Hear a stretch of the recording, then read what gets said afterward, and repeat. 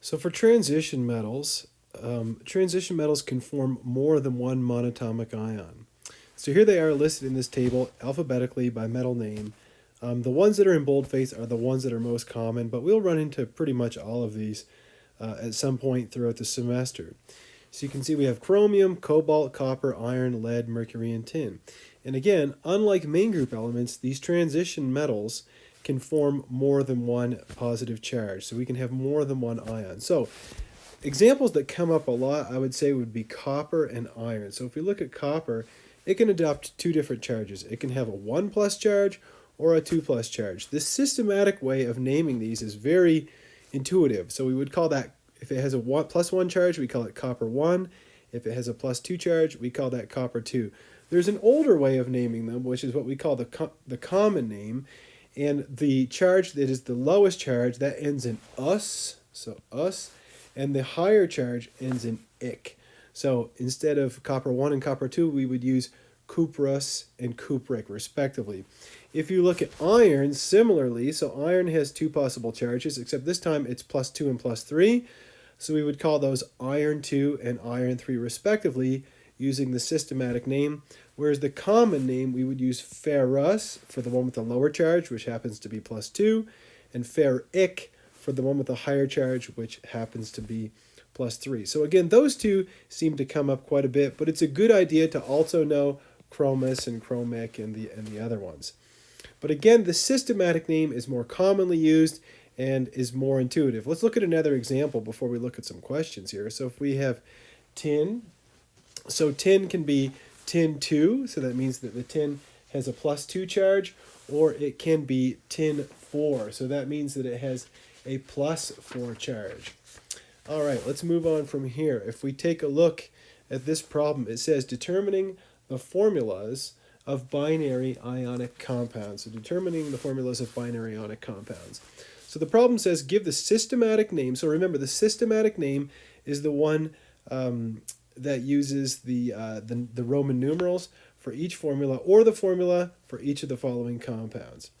Anyhow, so the first question says tin 2 fluoride. So the atomic symbol for tin is SN, and I know that my tin has a plus 2 charge, so it's tin 2. And then fluoride, if you remember from the previous video, that fluoride takes on a charge of minus 1. So I would have to have 2 fluorides to balance out the charge of my tin. Therefore, the formula for tin 2 fluoride must be SNF2. So that's tin 2 fluoride. If I look at the next one, it's Cri3. So Cr is chromium, and if you remember from the previous slide that chromium can take on more than one charge. If we go back here, you see that chromium can take on a plus 2 or a plus 3 charge. Now here it's bonded to iodide, and iodide always takes on a minus 1 charge. So if there's 3 iodides, that means that this must be chromium 3 plus. So I would name this molecule, this would be chromium 3 iodide. So chromium 3 iodide.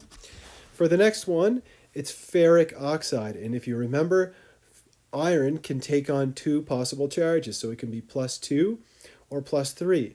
And ferrous is when it was iron 2, and ferric is when it's iron 3. So this is iron 3. So we know that we have Fe, so we have iron with a 3 plus charge, and oxide, so oxygen always has a 2 minus charge. So how many oxygens would we need to balance out a plus 3 charge? Well, hopefully you can see that if I multiply the iron by 2, if I have 2 iron atoms, or 2 iron 3 atoms, I'd have a total charge of plus 6. Therefore, I would need 3 oxygens to balance that out. So this is the formula for iron 3 oxide, or ferric oxide. And the last one is cobalt and sulfur bound together.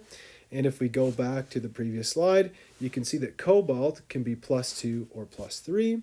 In this case, it's bound to sulfur, and sulfur always takes on a charge of 2 minus.